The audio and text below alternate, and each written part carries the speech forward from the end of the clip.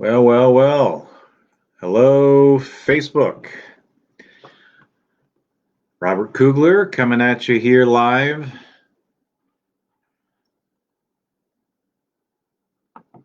All right. So, yes, we are live to Facebook, and this will be posted to my other streams as well. But here we are. It is launch day for An Almost Tolerable Person. Uncommon thoughts on life, loss, and looking back. So that's kind of where we are at the moment. And yeah, this is what we're doing. So it's welcome. We are very excited to have the new book out. Last time I looked, things were going well. And yeah, we are in good shape. Let's see, are the comments working? Testing. Yes, they appear to be working at the moment. So yeah, welcome aboard. I am very excited to be with y'all today. The new book is it's a cute little book, and I'm happy with how things have come out. But we've done a little bit more low key of a launch this time. We didn't do a ton of promotion, partly because it's a different kind of book. So, so that's kind of where we are. This thing looks weird, though. There's something strange about how this looks right now. I'm not really sure why. But anyway, if you're here, let me know in the chat bar, and I can say hello to you directly. We do have a whole series of questions that have come in from other viewers during the day. Hi, Karen. Nice to see you. Thanks for coming out. Yeah, we're live. We are talking about the new book, which is a little bit of a departure for me from the series books, but we're pretty excited about it, and we are looking again at An Almost Tolerable Person, which is my new book. It's sort of a memoir. I didn't actually plan on writing a memoir at the time, but that's what we did, and that's kind of where we are. It's a memoir. It's a look back.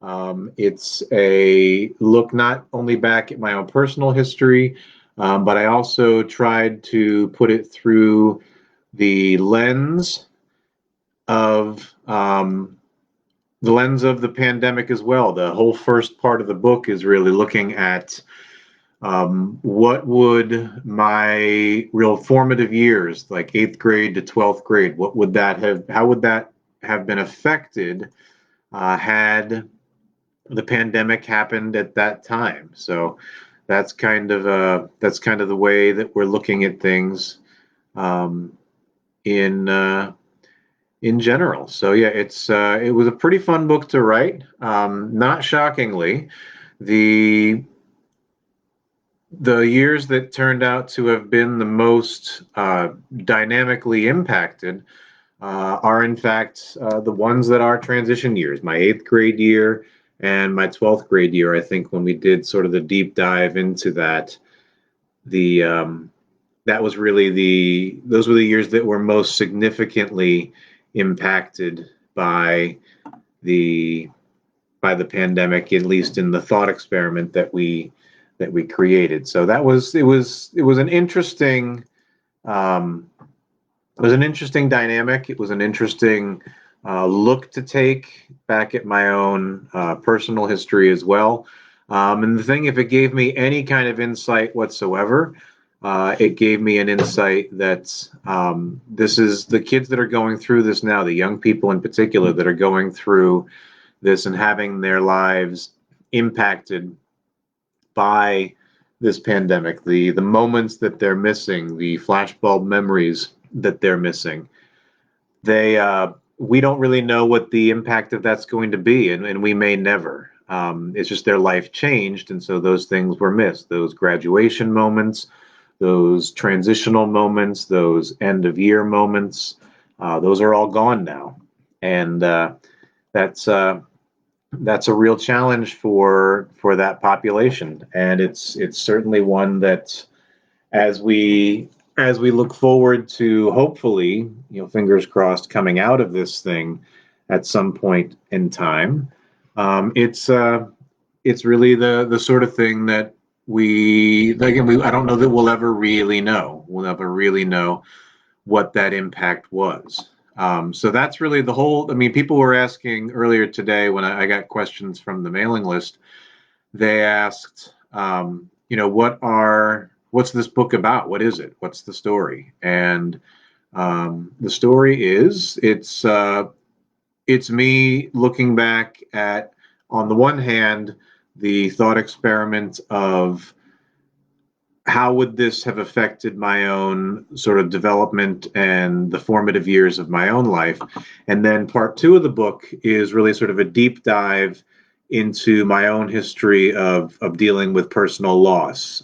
Each of the chapters in part two really look at a specific loss and what I learned from it. Because one of the things that I've learned as I've gotten to this point in my life, especially as a result of the original thought experiment that kind of inspired the whole thing, the thing that I've learned is that I kind of grew up in the crucible of having lost my oldest sister to cancer back in the early 70s. And that loss, although I was an infant at the time, kind of colored the way that my life went from that point on. So each of the chapters that we look at in there is sort of a lesson that I learned along the way to becoming, what we would consider at this point an almost tolerable person. That's the title of the book. It's meant to be clever, and I see people coming in. If you let us know in the chat bar that you're here. I actually have no way of seeing who's here unless you say something in the chat. So it'd be great to be able to say hello to you, and thank you all for coming out. This is being recorded. It will go up on my page and on my YouTube page as well, because apparently Tuesdays at 7 o'clock is difficult for a lot of folks that wanted to be here today. So we will be reposting, and hopefully it'll be interesting to check out later. But again, the book is Almost Tolerable Person, and it's a little bit of me kind of giving a harsh look at the different versions of myself along the way from teenage years to here. That's a concept that's become very interesting to me, is sort of being able to look at myself and different versions of myself along the way and sort of segment them and look at them with some level of what's the right phrase here? Some level of objectivity, sort of being able to step outside of my own personal history and look at the fact. One of the lines in the opening chapter is that looking back, I think I was a lot. And if you were my friend back in those days, chances are I was a lot, and there was a lot going on. And hey, Josh, great to see you. Yeah, if you are someone with whom my life is intersected, we'll certainly have the subtitle of the book is Thoughts on Loss, Life, a Life Loss, and Looking Back. And some of the aspects of looking back have always been something that I've really tended to do, but it's not something that I really thought about as much until my son a couple of years ago. I was reminiscing about something or telling him some story about something that happened in the past, and he said, "Why do you glorify the past? Why do you talk about it so much?" And I told him at the time, I was like, I don't really feel like I'm glorifying it, but I didn't really know how to respond to him other than that, but I do now. And one of the things that's in the book is a line about how I don't feel like I'm glorifying the past when I look back. I think I'm paying it the respect that it's due. And I'm certainly not glorifying it because, in all honesty, a lot of it was crap. I mean, a lot of it was bad. I mean, looking back, you look back on your years of your life from, say, 13 to 18. I don't know any of us that would say every day was fantastic there. It's an incredibly difficult, it's an incredibly tumultuous time. And both parts of the book kind of looked at aspects of that. The first part of the book is the aspect that looked at the pandemic. I did sort of a thought experiment where I took the years from 8th grade to 12th grade and I broke them down into individual years. So from 87 to 91. And the experiment for me was, how might my life have been impacted had the pandemic happened during those years? If 1987, when I was in 8th grade or going into 9th grade, if the pandemic happened then, how might that have impacted myself, my family, my community? And so each of the chapters of part one look at a different year from 87 through 1991. And no surprise, if I had to rank the years, the 2 years that would have been most disrupted would have been those transitional years. The 1991, when I was graduating high school and moving on to college, and 87, where I was graduating St. Paul's and moving on to Heightstown. Those would absolutely have been the most egregiously impacted, not just because of the transition, but also for some other things that we talk about in the story too. My father passed away during my senior year of high school. That's something that we also get into during the loss chapter quite a bit, because his loss and the way that I handled it and didn't handle it really kind of colored my life for the next decade or so. So in a lot of ways, this book for me is a bit of personal closure, because I'm kind of done writing about these things. I think I've said what I needed to say about them, about loss, about looking back.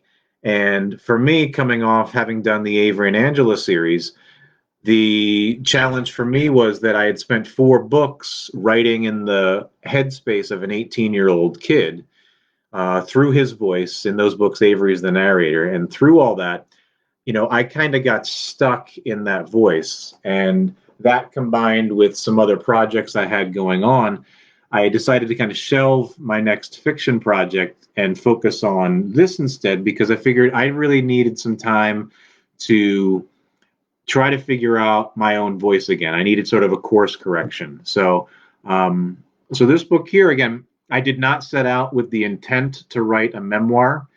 Apparently, that's what this is. I found that out recently. I thought it was really more just sort of an observational. I like to think of it in the same wheelhouse as Robert Fulghum's All I Really Need to Know I Learned in Kindergarten, although he's likely outselling me today, whatever I'll sell for the life of this book. So, and as you come in, folks, I'm glad to see people showing up. I don't know who you are or if you're here unless you say something in the chat bar. So I'd love to be able to say thanks for coming and thanks for supporting.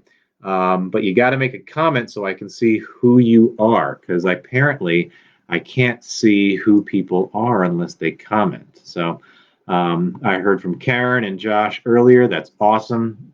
It's so great to see you both. And again, this is being recorded. It will be posted again to the show, to my page and to my YouTube channel as well. It's really the only content that's on the YouTube channel. It's not something that we've been using much. Hey, Brenda. Oh, this is so great. Oh, you'll recognize some stuff in this book. That's for sure. There are definitely some moments and some people in this book that you will recognize very, very clearly, Brenda. And it's, again, the book is free today. The ebook version of the book is 100% free today. And we do that with most of the books on release for a number of reasons. But in particular for this one, and I'm actually going to post in the chat bar here, that's a link you can follow. For today and tomorrow, the ebook will be 100% free. The paperback will not, because that's not something I am allowed to do. But the ebook we can do periodic promos for. So today and tomorrow, the book will be 100% free, as a download. You can read it on your Kindle, read it on your phone. That's awesome. But oh, Brenda, that's so great to see that you are here. Fair warning, though, for the book, there is anonymity in this book. Anyone that's referenced in it, I didn't use names. Occasionally I used some initials, but if there's something either in a reference, I tried to keep things as generic as possible, partly for privacy, but also just for universality, to make sure that the people reading it would have the opportunity to kind of enjoy it without it being named. But I will say that the folks who went through particular things with me that are referenced in this did get to read an earlier draft, and I didn't end up putting their names in the acknowledgments. I wanted to, but then I happened to think, I'm going to respect people's privacy here. So it's just, I'm really appreciative of the people that kind of did what we call sort of alpha reading for me with this, because I was talking about real events and some real people, and periodically I thought it was really important to have sort of a foundational read by people who knew me back then, to make sure on one hand, yeah, you got this right. But also, I just kind of wanted another perspective, because my own perspective, my own memory is a little freakish at times. I remember things. I kept very copious journals from basically 87 through 91. There's a lot of journals and a lot of materials. I've saved all of the letters. I've saved the yearbooks. I've saved the notes. If we've ever exchanged mail after we left college, if we ever wrote letters to one another, chances are I still have them, and chances are I recently read them as part of this, because the whole idea of uncommon thoughts on life, loss, and looking back meant that in many ways I had to go and look back at things. I had to take a look at those things, especially for part one, which again, part one of the book is on looking back. And in it, I do a thought experiment, among other things, but the large bulk of those pages are the thought experiment where I looked at 1987 through 1991. Each year has its own chapter. And I start right about March 15th. I say, that's when like the COVID lockdown would have started. So like March 15th, 1987. What was going on in the world? What was the top movie? What was the number one song? What were the news stories of the day? So I kind of looked at all of those things, and then I looked into my own personal experience and that of my community and my family, and I tried to speculate a little bit on, like, well, what would things have been like? And those of you who are in my same age bracket, one of the most difficult questions I had was dealing with the idea of what would we have done with school. Um, Pivoting to virtual learning was not an option in 1987 any more than it was in 1991. It was just simply not something that we were able to navigate. So, what would we have done? What would schools have done? Would they have canceled? Would they have sent giant packets of dittos home, which is kind of what I think likely would have happened, at least with St. Paul's. Um, but those are questions that I kind of dive into in each of the chapters of that section.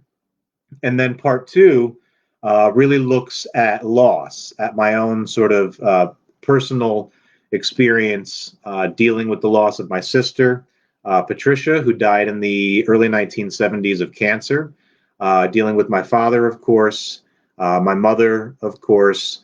And then there's two other chapters in there, one of which is entitled Gracie, which is, oddly enough, a chapter about the dog that Heidi and I shared when we were first married. It was her dog, really, but then it kind of became our family dog. And so that chapter, of all the chapters in the book, the only one that consistently gets an emotional rise out of me at this point, after having read them and edited them and rewritten and I've gotten to the point where it was definitely time to launch the book, because I've spent enough time with it. But that one always gets an emotional reaction out of me, and I've heard from readers in the past that's a chapter that kind of gets to them too. And then there's a chapter entitled Pat, which is about a former student of mine who was actually killed on the USS Cole when that was bombed in the Port of Aden outside of Yemen back in the early 2000s. And he was a really remarkable young man. And as I said in the piece, I'm better for having known him. And the world is definitely not a better place without him in it. So, but what I tried to do with each of the pieces was sort of look at what I learned from each loss. And sometimes in dealing with that, it wasn't something I learned right away. I learned a great deal about loss and about life from my father's death, but it took me probably 15 years to learn that. When my father passed away, I was 17, and he was 50. And I was not prepared for it. I was not ready for it, as I imagine most 17-year-olds wouldn't be. But that's one of the things that I get into, is that not only was I not ready, I kind of thought that I was handling it well. And so I spent a very, very long time pretending that I was doing better than I was.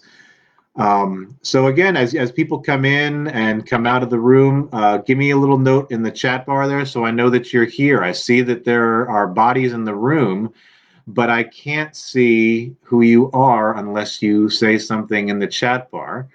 And again, I will post this again. If you're just joining us, my new book, An Almost Tolerable Person, which is what I am now. I am now an almost tolerable person. And I hope you all can agree with that much, at least, that I'm almost tolerable.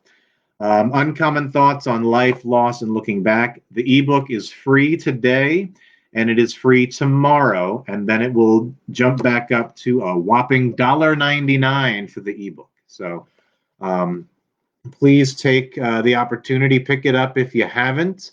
Last time I looked, things were moving well. I had moved into the top 800 overall on Amazon, which is always a good thing. You always aim for the top 100, but for a new book in a genre I've never written in and don't have a platform for, we take what we can get at this point. So we're happy with that. My email list, my membership list, sent in a bunch of questions, and I think since we've talked a little bit about what the book is about, I thought let's pull up the questions here and see what they have asked. Okay, Katie, I don't know where Katie's from, but Katie is asking, what's the story with the chameleon? Oh, that's funny. Okay, yeah, this little guy here on the cover, that's Humphrey. And we call him Humphrey the Human Chameleon. He's sort of the mascot for the series. He was lovingly drawn by my 14-year-old daughter. And then I had to buy it from her because she got some good advice about intellectual property and basically wouldn't give it to me to use. Oh, hey, Steve Page. Oh, wow. Blast from the past. And actually, we cover some of Worcester in this book, too. So that is very cool to see Steve Page. My daughter drew the picture freehand. Basically, I said, hey, can you draw me a chameleon? She drew me a chameleon. And I liked him. And there's a concept in the book. We talk about it kind of throughout, of something that I really embraced about myself when I was in 8th grade. And I talk about it in the 1987 chapter, and then I talk about it a few other times later on. And it's about, I felt at that time like I was a human chameleon, and I'll explain what I mean by that. My 8th grade year, I was involved in a lot of different types of worlds. I was going to a Catholic school, but I lived in a community well outside that school. I was also an Episcopalian choir boy. I played baseball. I did shows. I was a swimmer. And so I had all of these different areas of my life that had absolutely no overlap. And so what tended to happen is that I got to the point when I was 14 that I started, or 13 actually, I started feeling like I'm a different person at each of these places. Like when I'm at St. Paul's going to school, I'm this one guy, and there was that one guy, and he was interesting. And then, at Trinity Church, where I went, my family went to church, and where I was in choir, was a really intense professional choir program. I was a different guy. And then in the pool, I was this guy. And then in my neighborhood, I was this other guy. And it got to the point where I honestly felt like I kind of turned into somebody else every time I went to a new place. So I wrote an essay in eighth grade. They asked us to write an autobiography, which I thought was a pretty bold choice to ask an eighth grader to do. But I did it, and one of the themes in that autobiography, which I still have, I actually looked for the copy. It's in a box downstairs. I wasn't able to find it because I wanted to show you all, because it has a little picture of a cartoon dinosaur who looks a little bit like Humphrey here on the cover. But I sort of got into this idea of thinking like, oh, I'm a human chameleon. I change with wherever I go. And I don't really, looking back on it, I don't really think that was a particularly healthy way for me to behave or to think of myself, but it's what I thought of myself. So when it came time to create sort of a mascot for the series, not a series, for the book, this is not going to be a series. This is a one-off book.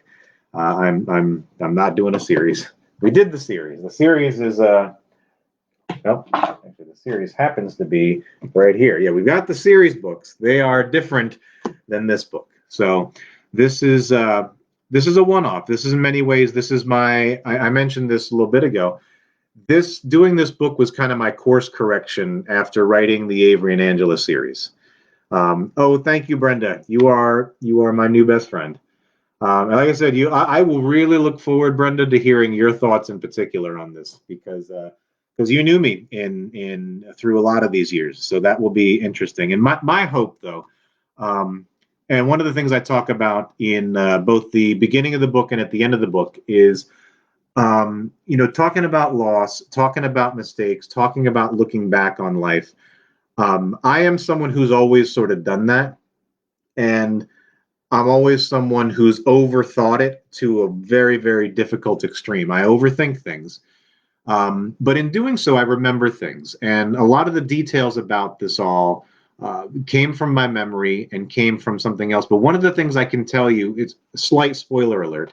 When I talk about some of the losses I dealt with as a young person and some of the experiences I had as a young person, I didn't handle them well.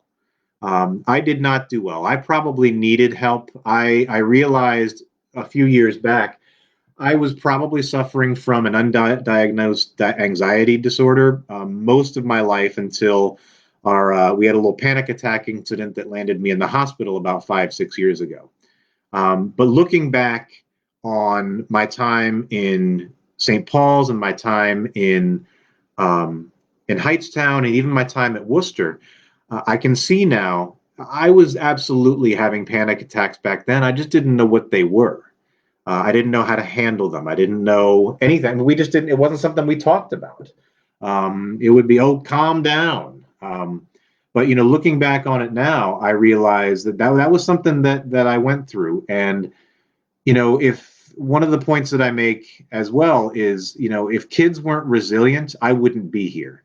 And so thinking back to the way that the pandemic and the sort of the In My Day series gave me a much greater appreciation for the pandemic experience that kids are having, kids who are going to college, kids who are graduating high school, kids who are having these transformative, amazing experiences, but they're not getting to have them the way they thought they'd have them.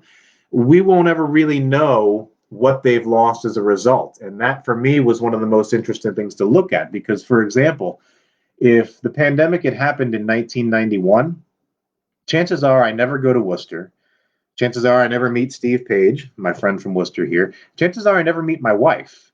Chances are I never even go out to Worcester, which is a place that, for me in my life, as I understand it now, is a watershed, touchstone, huge aspect of my life. And thinking about, well, if the pandemic had happened then, chances are I never end up in Ohio. For me, that was equal parts terrifying to think about, well, then what would have happened? And equal parts gratitude for, well, thank God that it didn't. I think I ended each of the 5 parts of part 1 the In My Day series, really looking at the question, at the statement, I'm so glad this didn't happen in my day. I don't know what would have happened, and I think that's where I get a great deal of sensitivity for young people going through this now. Is that we'll never know what they've missed out on. Their path is now set, having had this pandemic for a year. So, but one of the things I really hope that people get out of reading this book is I hope you laugh a little bit, because there are parts of it that are genuinely funny. I have the luxury of having made loads of mistakes in my life, and I'm very willing to write about them. And the good part for all of you is that some of them were really entertaining. Some of the mistakes I made, some of the choices I made, led to some very interesting stories. And that's I like to pass that benefit on to my readers. So it's but the thing I really do hope people get out of this is that chances are you're really doing awesome. Like, chances are whatever your challenges are in your life, chances are you're doing great, and you should cut yourself a break, and don't be afraid to do that. Don't be afraid to give yourself the benefit of the doubt, and don't be afraid to ask for help when you need it, because if there's any common mistake that runs through the stories that I tell in An Almost Tolerable Person, it's that I needed help. I needed to ask for help, and I needed sometimes for people to just give me help without asking it. I needed sometimes for the adults in my life to help me take control of that, and sometimes I needed to listen to those adults or to those friends, because without any exception, each of the times that I kind of deal with loss in this book, there were real difficulties in dealing with it, because one of the, I mean, every law, I mean, as we get older, I think most people over a certain age would agree that, when you lose someone now, it's every loss you had before. Every funeral you go to now is every other funeral you've ever been to. Every memorial service you've ever gone to, you're going to go to now, is every one that you've been to before. That's just the way it is now. It's the sort of the cycle of life they say every Christmas is last Christmas. It's all the Christmases before. It's that there's this thread, at least for me, that I found in my own life, looking back on some of these things, is that none of them exist in a vacuum anymore. The people that I lost, they are gone, and they have stopped, but I haven't. And my experience of having known them, and my experience of having loved and lost them, sometimes with dramatic results, that has gone on too. And looking back on different versions of myself for this book, and actually the term versions of themselves, I got from a friend of mine. I attended his mother's virtual memorial service during COVID in the last 6 months or so. And what was interesting is he used that phrase, about looking back on different versions of himself, because I've been looking for the right words to make that exact point for months, and I couldn't quite figure it out. And so during his mother's memorial, I was able to kind of pilfer that idea from him, but I dedicated the book to him, so he's getting off okay. But as people are coming in, again, I am so grateful that you're all here, that you're supporting independent art, whether it's mine or somebody else's. I think it's fantastic. But if you could let me know that you're here in the chat bar, that helps me see who you are, and that you're here. I see numbers, but I don't see names. And if you're just joining us, that is my new book, the link in the chat there, and it is free today. The ebook is free. And so please go have it. Share it with whoever you want. I'm not worried about the royalties today or tomorrow. Today, I'm worried about getting copies of this book out there and seeing what they do. My hope is that people get it and they love it, and they review it on Amazon and Goodreads, and they share it with people, especially people that might be going through a loss, or might be struggling with how often they look back, or even asking themselves one of the central questions of this book, which is, does it stink getting older? That's one of the concepts I kind of deal with as well. And I submit that it's really not, because it's taken me to this point to get to the point where I feel like I'm a little bit comfortable in my own skin for a change, and feeling like maybe, just maybe, I might actually be an almost tolerable person to be around. That's the reason I titled the book that, is because honestly, that's how I feel at this point. There's a lot of years where I didn't feel that way. I wasn't comfortable in my own skin. I was racked with large doses of undiagnosed anxiety. But being able to look back on that with a level of maturity and a level of comfort now, it makes a big difference for me. And so, if nothing else, if this book doesn't sell a single copy beyond today, it was a good project for me as a writer, because I had to get Avery and Angela and Avery's voice kind of out of my head for a while. I loved that series. It was a series I sort of made my bones on as a writer and as a publisher, and I'm super, super proud of Avery and Angela. And I loved writing it. I loved the story. I still love the story. They're all right here. I mean, I it's a lot of work and it's a lot of time, and it felt very good to do. But what's important for me now is, you know, what's next? Like, what's the next chapter? Because looking back had its place in my life, and I won't ever say that I'm going to stop doing it. But there's a lot going on right now, and there's a lot going on in the future that's equally as exciting as the things that have already happened that don't change a whole lot. One of the concepts I talk about in part 2, which looks at loss and kind of breaks each of those chapters down into individual people that I lost along the way, is that it's hard to have a relationship with a memory. In fact, I might go so far as to say it's impossible, because they don't change. The people that we lose along the way, they don't change, but we do. I'm 47 right now. Don't tell anybody. But if my father was 50 when he died, so I'm almost his age. My mother was exactly the age I am right now when the love of her life got sick and died of cancer in 1990. So I'm in a very different point of view in terms of looking back at my parents and looking back at the young person that I was too. And the bigger question for me now is what's next? Like, what are we going to do next? Where are we going from here?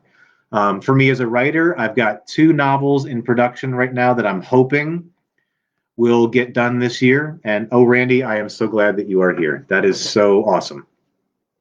You got to read some of this book before anybody else. Some parts of this were things that I had you test read for me about 6 months ago. So you got to see some of this, and I mentioned earlier to the first group that kind of came through. I had people like Randy and 5 or 6 other friends read aspects of this that related to times in which they knew me. In many ways, because I just wanted another perspective. I wanted another set of eyes on the things that I was looking back on. And so Randy and the rest of that team are not named in the acknowledgments because I decided to sort of promote a sense of privacy there. But the contribution is mentioned, and it was super, super appreciated. And I'm so glad that you are here hanging out with us for a few minutes today. Let's take another reader question here. Let's see. These are questions that came in from my newsletter, which you can join by stopping by robertkuglerbooks.com/contact. If you go to that page, you too can be part of my mailing list. But let's see. Let's take a look. There's about a handful of questions here. Okay, well, here, let's get this one out of the way right now. And I'm not sure who sent this one in, but it came from the mailing list. When will we get another Avery and Angela book? Okay. Worth asking. If there's anything I get, that's probably the question I get asked the most by my mailing list, because a lot of them came to that list through Avery and Angela. And the short answer is probably never. I like where I left them at the end of book 4. I like the journey that they went on. There are other stories that I could tell, and I won't go so far as to say that I will never write another book with those characters or in that world. But I will say it's not on my radar right now. And again, some of the things that I mentioned about doing this memoir book, which again I didn't really realize it was a memoir until one of my beta teams said, "Wow, it's cool you're writing a memoir." And I was like, "Is that really what this is?" Because honestly, I never, and it is apparently, but I didn't really plan for it that way. I really just sort of looked at it more as a thought experiment. It was really a thought experiment for me, looking at the In My Day, the pandemic series, and then looking at kind of what I'd learned from loss. And I didn't really couch those as strictly memoir, but apparently they're memoir. But again, the short answer to the Avery and Angela question is I have a few teaser chapters or bonus material that I may release at some point, and there is I can share this with you all now. There is actually the beginnings of a Randall chapter. It's a whole chapter devoted just to that one character because everybody loved him. So that's something that may be bonus material at some point. But the next 2 books, um, I'm working on one novel that will be published under a pen name that I'm not really able to talk about right now. But the hope is that will be done to release in June, which means I have a whole lot of writing to do starting tomorrow. And the second book that I'm working on right now is the Freddie Pinkerton Project, which is the story of Freddie Pinkerton. He's a mild-mannered 20-something living in Moorestown, New Jersey. And I'm just going to leave that there for now. That book is about a third done, so we've got quite a bit of work to do yet on that one. But again, that's not, those books are not what today is about, because today is about being an almost tolerable person. Spoiler alert, that's me. I am the almost tolerable person. Now, whether you agree with me on that or not is really up to you. But one of the points I make in the book here is that for the first time, probably in my life, I kind of feel that way about myself.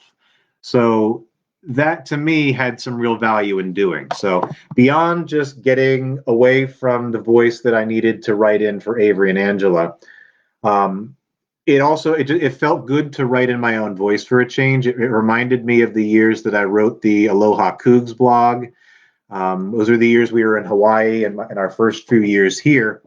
Those were fun. Those were years that I just kind of wrote whatever I felt like and published it. And there's aspects of that experience that I miss. Not enough that I'm going to go back to multiple blogs a week. I don't have time for it. But this for me was fun to do because I felt like I got to learn a few things about myself, which I did. I really did, and I won't spoil them here. But let's just say there are some familial relationships that I was able to put in a much gentler light than I might once have in my past.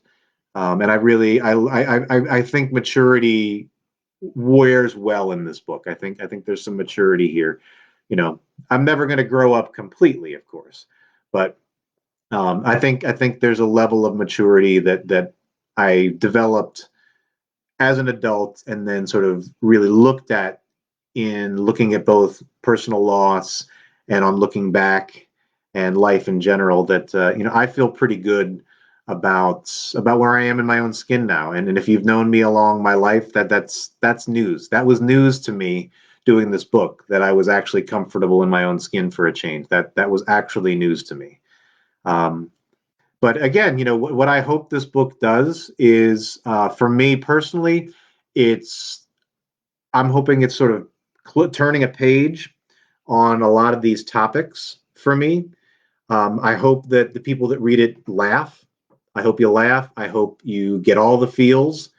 There's some ups, there's some downs in this, and for me, reading it and writing it and then reading it and then rewriting it and then reading it again, what works for me is that I feel like I wish I could be gentler to the earlier versions of myself. I wish I could almost reach through time and tell that 14-year-old me, you know what, calm down, you're going to be okay. Or reach through time and, you know, grab that 17-year-old who just lost his father by the shoulders and say, listen, get some help and get it now. Don't wait 10 years to tell someone how you're feeling about all this. You're not okay. And you know what? It's okay to not be okay. That's one of the things we used in the promotional blurb for this book was, is it okay that I'm not okay? And you know what? I'm not a therapist. I'm not a psychologist. My master's degree is in education and it's written in a language I can't read. So I can't even read my own physical master's degree without Google Translate. So I'm not a professional of any kind in this. But what I am is someone who's been through a lot of nonsense and survived it, wrote about it then, and I'm writing about it now. And the message there is you can get through it. The message there is you're probably doing fine. Like you're probably doing great. And maybe you should cut yourself some slack, because that's another aspect of this that I really kind of learned about myself through all this, is that I probably needed to give myself a break back then. I was tough on myself. I expected a lot of myself. And, you know, I shouldn't have done that. I should have expected less from myself. But regardless, the book was kind of fun to write. It was fun to revisit, and it was fun to finally have an answer to the question that really started this whole project to begin with, which is, why do I look back so much? My son in particular always likes to say, why do you glorify the past? Why do you romanticize it? Why do you make it something that it isn't? And I never had a really good answer for him. But I feel like I do now. I feel like now I can tell him, listen, I am not romanticizing this because a lot of it stunk. I am not glorifying it because a lot of it was heartbreaking. And I'm not glorifying it because a lot of it was unremarkable. I mean, there were just days where, you know, okay, I went to school and then nothing happened. Or, oh, I did this homework assignment. Or, oh, I took this test. And, you know, there's a lot of days between there and here that don't matter. There's an awful lot that do. And when I started really kind of looking through the ones that really did matter, those were the ones that I had the best memories of. Not necessarily meaning good memories, but those are the ones that I was able to really connect with in terms of writing about. Um, and you know, that was, for me, that was a challenge.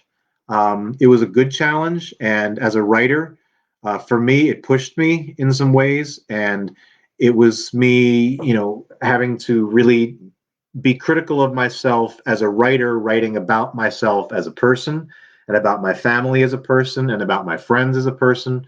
And again, if you are someone who's known me since eighth grade or so, don't worry. All the names have been blurred out or initialized. And if you're worried about you being in the book, if we haven't talked already, chances are you're not in there and don't need to worry about it. Because I sent pretty much everything out to people ahead of time, just to get another perspective on things before I published it.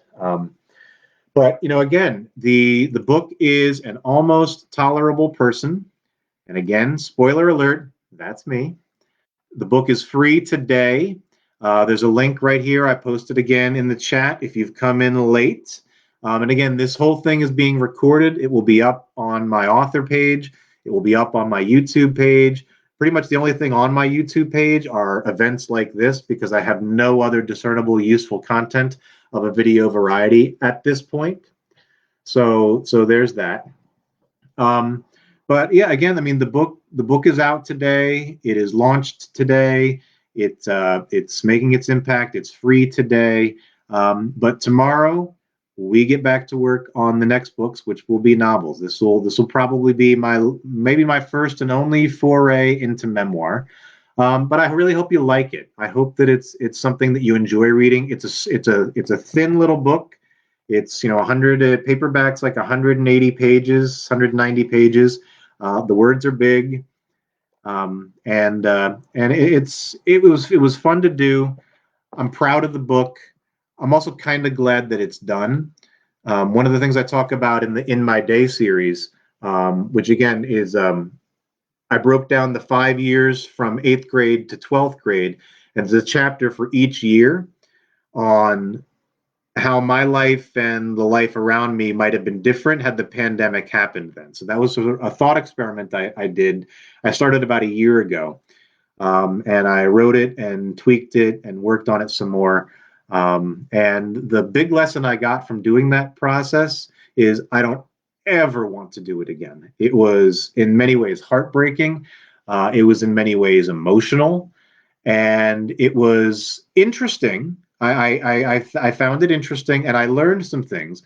But I think the biggest thing I learned was I am super, super glad that that didn't happen in my day, because the pandemic in 1987 would have had a genuinely dramatic and in some ways destructive impact on my life, in particular the years 1987 and 1991, the two big transitional years. So we're about at the top of the hour. And if you have questions or anything you want to chime in about in the chat, please let me know. I'm glad that there are people in the room. I don't know who you are unless you say something. But I think I've got time for one more question from the mailing list. Um, okay, this is an interesting one. How do you remember all this stuff? Okay, this is from Shonda. Shonda is one of my test readers. And so she got to read the book before publication. And her question for me was, how do I remember all this stuff? And the short answer to that is I'm not really sure. I did keep journals. I didn't keep them very well. Probably the years that are best covered in journals are 88 and 89 and 90. But two of those years, the journal was for the American Studies program at Heightstown. So they were notebooks that I was writing in for school. I basically had to turn it in for a grade. So there was a limit to what I was willing to have my teacher read about me. I did keep a separate journal at times. But I think honestly that the best answer to Shonda's question is that I've probably been overthinking about a lot of the things that I wrote about in this book for probably 30 years. I tend to overthink things. I tend to overanalyze. And so those big sort of flashbulb moments, those flashbulb memories that end up becoming significant for the story in the book, they tended to be things that I thought about a lot at the time. I thought about in the shortly hereafter, and I've thought about since then. So I think that repeated reflection, that repeated overthinking is probably the sort of thing that gives me details that I otherwise wouldn't have. But also, I kept everything. I have all the yearbooks, I have all the notes that we passed in class. I have notebooks that I wrote ideas down in. I have notebooks that I used for school, that I wrote notes to other people in. I have letters that I exchanged with friends and family. I have cards. I have the stuff, not all of it. We when we moved to Hawaii in 2007, my wife made me get rid of a lot of it. So there's a lot that I no longer have. But there's still a lot that I have, and I looked at almost all of it when I started writing this project last year. And that physical memory, that physical object that that I would be able to hold in my hand, and sometimes just seeing the object or seeing the note or seeing the letter is oftentimes enough to kind of get my admittedly freakish memory back in gear. And sometimes for me, it's just remembering where I put that journal entry, or remembering, oh, you know what, I did write about this day. Let me go find that. So sometimes it's not really all just off the top of my head. It's also, just it's from other things that I have, and other things that I've written. So, so yeah, I mean, and honestly, it does that kind of memory. It really helped when I was writing Avery and Angela, because yes, it's a work of fiction, but most writers that I know, and I'm sure most writers that you know, if we're really honest with ourselves, we use the world around us to create the world we write about. And especially with Avery and Angela and where the book takes place, I mined my own personal past for it. The book takes place in Windsor, New Jersey, and in Wildwood, New Jersey. I don't know why I did air quotes for Wildwood because it actually exists, but the there's people and places and events in Avery and Angela, just like in this book, that really happened. There's real people that were the basis for my fiction, and there's obviously real people that are the basis for the things I'm talking about and looking back on in Almost Tolerable Person. And that it's what we do. We mine the world around us, and we mine our own personal past for stories. That's what we do. We story mine. At least I do, and I know a lot of writers that do the exact same thing. So as we're getting ready to wrap up the hour here, but I want to thank all of you for coming in. The book is An Almost Tolerable Person: Uncommon Thoughts on Life, Loss, and Looking Back. And in case you missed my explanation earlier, the little guy on here is Humphrey the Human Chameleon, and you'll understand the human chameleon reference after chapter 2. So I won't spoil that for you. But again, I'm not a psychologist. I'm not a therapist. I am not trying to pass this book off as self-help. I'm not trying to say you should do things a certain way, except that I do think that most people should give themselves a break and understand that they're probably doing awesome. And I also think that it's okay for me to say something like, if you're having trouble with something, you should get some help. I wish that I had. If there's anything I took away from this personally, as a writer and as the person doing most of the looking back, I wish I'd gotten help along the way, because a lot of the things that were difficult for me probably didn't have to be as hard as I made them. But this version of me, the almost tolerable one, has learned a few things. And there's a question on the very last page of the book, and I won't spoil it for you. And there's really no reason that you can't, when you get your copy, which again, it's free today, get an ebook, read it on your Kindle. Feel free to order the paperback if you're like me and like holding the book in hand. And there's nothing stopping you from flipping to the very end to page number 183. There's nothing stopping you from getting to that final question. What's the question at the end of the book? It's actually the name of the last chapter is the question at the end of the book. There's nothing stopping you, but I hope that you'll read through it and experience this sort of literary memoirist journey the same way that I did, which was one word at a time. And that last question, to me, it really is, for me, having finished this project and I'm getting ready to move on to other projects, that question for me is really the important one now. And I'm proud of the book. I don't anticipate Robert Fulghum or Matthew McConaughey's new memoir are going to have too much to fear from me with their readership at the top of the bestseller lists. And honestly, this project was as much a labor of love as it was a labor of writing. Like I said, I didn't write this one with the intention of necessarily even having it be a book when I first kind of started it. I was doing the writing that I kind of felt called to do when the pandemic first started, sort of looking back on things. And it turned into this book. And I'm proud of it. I hope that you'll enjoy it. I hope that you'll let me know what you think about it. And I hope that if you do read it, feel free to leave a review on Amazon and Goodreads. Those things make a huge, huge difference to independent authors like me in terms of the book becoming visible, becoming something that people can see. Is that if it's got reviews, Amazon's algorithm and Kobo's algorithm, all the algorithms, they do that. Okay. Oh, Mr. Lawrence, holy guacamole! I am so glad that you are here. You please pick up the free copy of this book, ML, because you will recognize you'll recognize the idiot that's that's not helpful. You'll recognize the guy in some of those early chapters, and And there will definitely be a few events that you absolutely will be able to place time and place and people on. So I'm so tickled that you took the time to come and check this out today. And thank you for that. That is so awesome. But yeah, you among others will definitely recognize some of the time and place in this.